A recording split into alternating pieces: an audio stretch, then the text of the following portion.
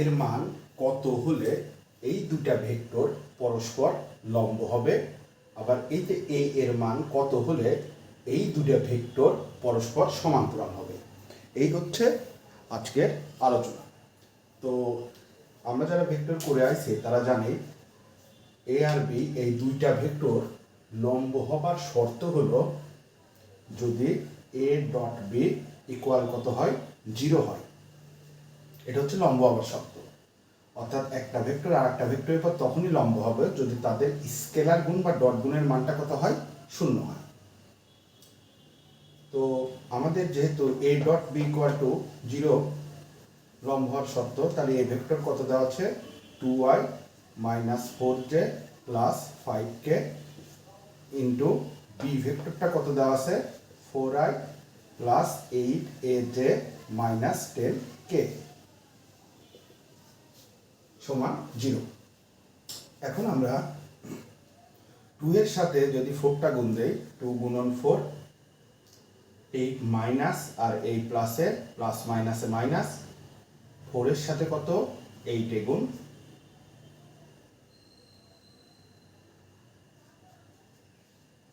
এবং প্লাস মাইনাসে মাইনাস 5 এর সাথে 10 গুণ ইকুয়াল টু 0।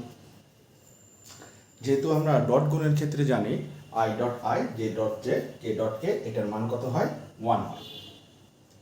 তাহলে 4 দুগুণা 8, 32a মাইনাস 50 ইকুয়াল টু 0।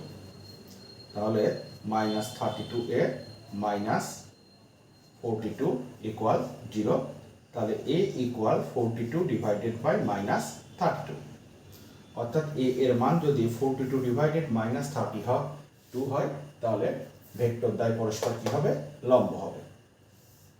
এইবার আমাদের খ নাম্বার কোশ্চেনটা বলা আছে যে a এর মান কত হলে ভেক্টর দ্বয় পরস্পর সমান্তরাল হয়।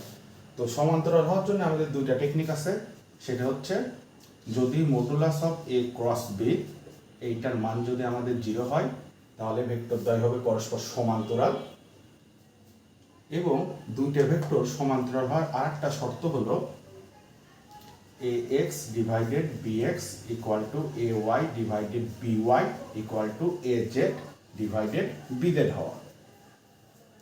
তো যেহেতু আমাদের অঙ্কগুলো অনেক শর্টে করতে হবে, তাহলে এর মান কত হলে ভেক্টর দ্বয় সমান্তরাল হয়, তাহলে ax মানে 2, bx মানে 4, তার মানে 2 ডিভাইডেড 4 ইকুয়াল টু ay মানে মাইনাস 4, by মানে 8, minus 4 divided 8 equal to az by bz। az মানে 5, bz মানে মাইনাস 10, 5 মাইনাস 10। এইবার আমরা এই দুটো অংশ নিয়ে একবার করব, অর্থাৎ 2 ডিভাইডেড 4 মাইনাস 4 ডিভাইডেড 8 একবার এই দুটো অংশ নিয়ে, minus 4 divided 8 equal two 5 divided minus 10। তাহলে আমরা যদি একটু ক্যালকুলেশন করি, তাহলে 8 দুগুণা 16a, 4 4 মাইনাস 16, 16 16 কেটে দিলে এর মান মাইনাস 1, আর 50টা 40 এ 4 10 40, 40 40 কেটে গেলে এর মান কত, 1। তার মানে এর মান যদি 1 অথবা মাইনাস 1 হয়, তাহলে ভেক্টর দ্বয় পরস্পর কি হবে, সমান্তরাল হবে।